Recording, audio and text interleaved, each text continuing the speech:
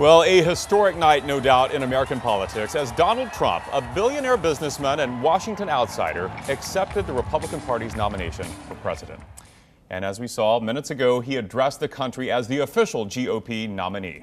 His speech tonight helped wrap up for the fourth day of the convention and last day in Cleveland. That's why our political editor Craig Patrick joins us now live. He got to watch everything tonight live. And have you had a little more time to sort of take it all in and think about that speech tonight?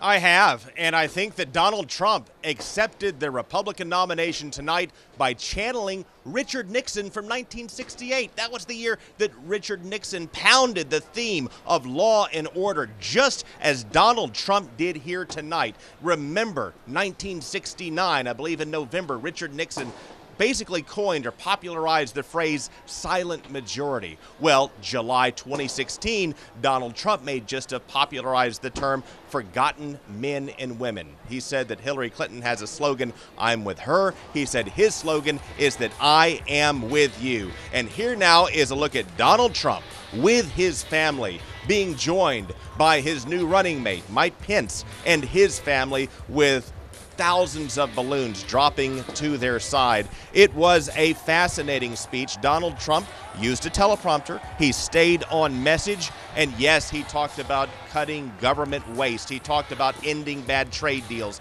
He talked about a rigged electoral system and a rigged economy, and he promised to change it. But more than anything else, he focused on the attacks on police in this country, the terror attacks in this country, and all around the world, saying that now more than ever, this is a moment of crisis, and we need a restoration of law and order in this country. And here is how he brought that home.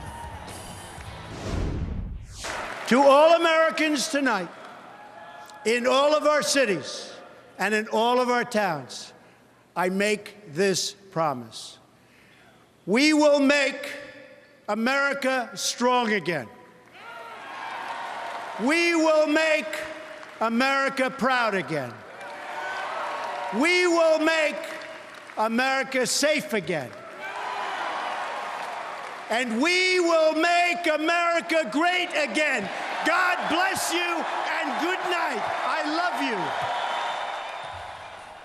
And there you see the response from the delegates on the floor. This was very well received. The crowd was fired up. There was one protester at one point that held up things for a few seconds. Donald Trump kept his cool and thanked the Cleveland police for escorting that protester away. There was no walkout of Cruz delegates. There was no discord on the floor. To that end, it was a very good night for Donald Trump. He also focused on themes of America being too politically correct.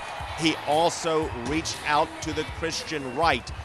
He also picked Mike Pence to be his running mate, and that's a step in that direction. But to those who have not embraced him, he wants them to give him another look.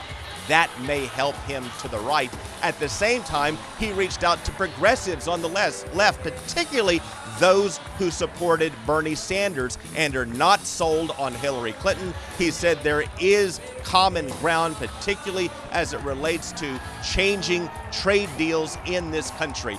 Very serious speech, but of course on Money, Power, Politics, we have much more to come because we also take a lighter look at politics.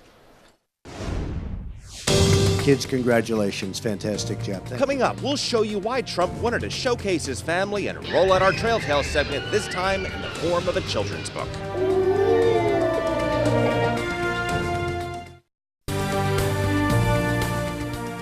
Well, in troubled times, people like to focus on family, and that's why the Andy Griffith Show took off in the 1960s, and it's why Donald Trump spent so much time showcasing his family this week in Cleveland.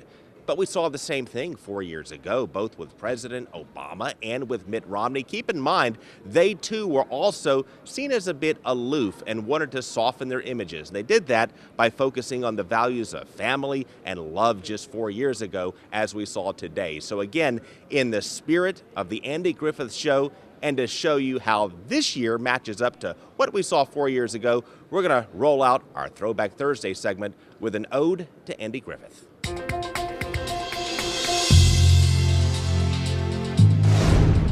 You know, if every child could drift to sleep feeling wrapped in the love of their family and God's love, family, caring church, unconditional love, family, this world would be a far more gentle and better place. Who had given us something far more valuable, their unconditional love. I want to talk to you about love. Hi, is this Barney? Barn. Barney, this is Barack Obama. Hi. We're over at the campaign office, and folks are telling me what unbelievable work you're doing. Yeah. You don't believe me, do you? No, it's true. It's me. All right, so keep at it, Barney. Appreciate you, man. Thank you, Barney. Now, each day we've rolled out the Republican War of 2016 in the spirit of Ken Burns in our Trail Tales segment. Well, now that Donald Trump has officially accepted the nomination, we still have Trail Tales, but the war now is over. So we're going to tell the story of Donald Trump and how he chewed up his competition in the form of a popular children's book. It's time now for Trail Tales. The Very Hungry Donald.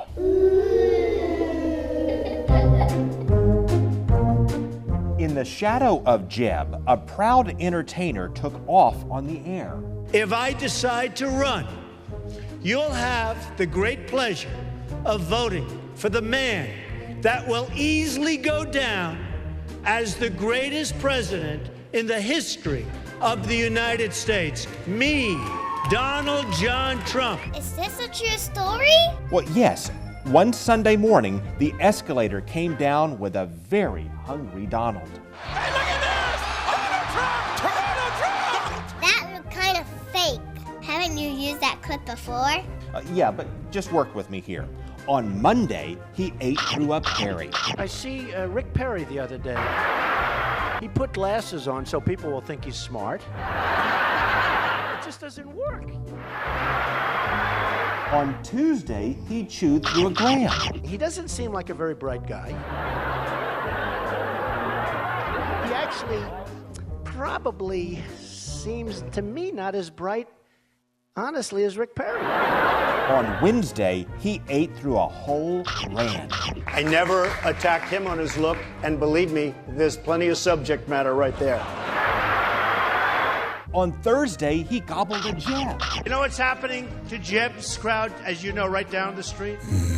They're sleeping. They're sleeping now. Please clap. Please clap. Good. On Friday, he ate through 5 wannabes, 6 also-rans, and a side of Rubio. Thank God he has really large ears, the biggest ears I've ever seen. He was putting on makeup with a trowel. I've never seen any human being sweat like this guy. It's Rubio!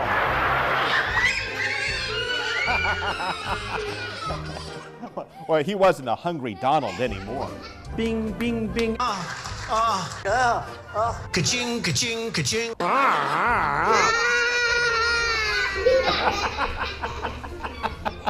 It's hilarious.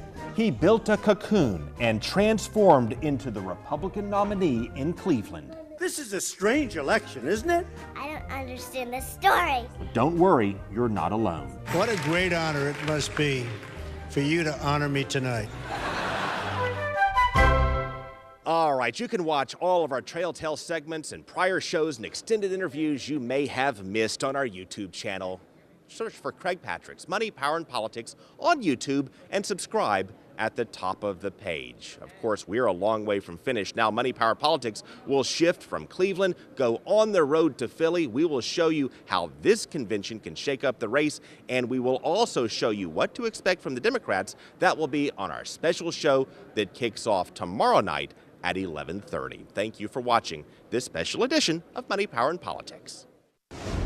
And thank you, Craig. And Craig and his show hits the road and heads for Philadelphia. You can follow him on his travels on his Fox 13 Facebook page and on Twitter at Fox 13 Politics. And of course, we'll have live updates from Craig at the Democratic Convention. That's starting on Monday. And send a card to his family because they don't get to see him They really until don't like see much the of middle him right of now, August. that's for sure. We appreciate his hard work, though.